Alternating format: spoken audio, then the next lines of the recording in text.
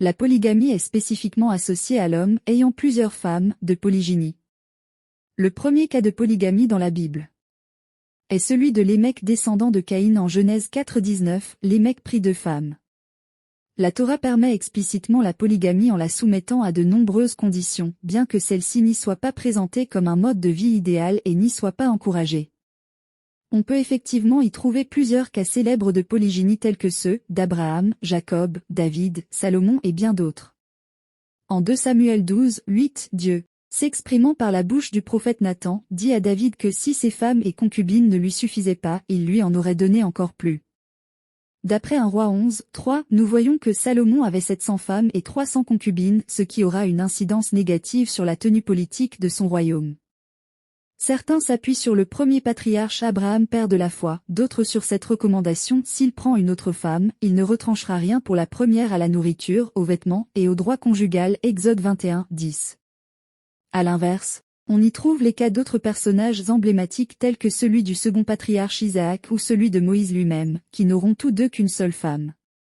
Selon une interprétation exégétique, les livres d'Exode et des Nombres dans la Bible présentent Moïse époux de 2 femmes, une Madianite et une Éthiopienne.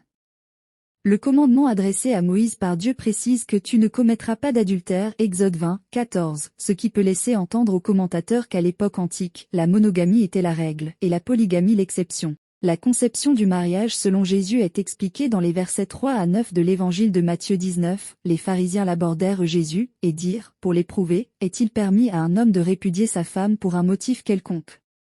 Jésus répondit, n'avez-vous pas lu que le Créateur, au commencement, fit l'homme et la femme et qu'il dit, c'est pourquoi l'homme quittera son père et sa mère, et s'attachera à sa femme, et les 2 deviendront une seule chair.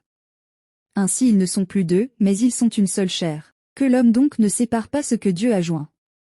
Pourquoi donc, lui dirent-ils, Moïse a-t-il prescrit de donner à la femme une lettre de divorce et de la répudier? Il leur répondit, c'est à cause de la dureté de votre cœur que Moïse vous a permis de répudier vos femmes. Au commencement, il n'en était pas ainsi.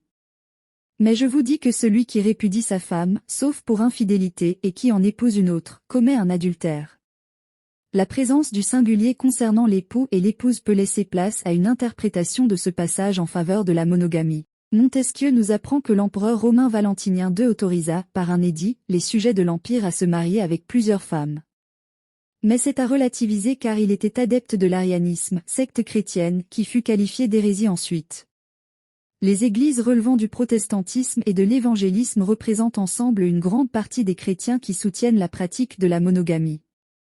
Et que dit l'apôtre des païens par excellence Paul de Tarse concernant le mariage?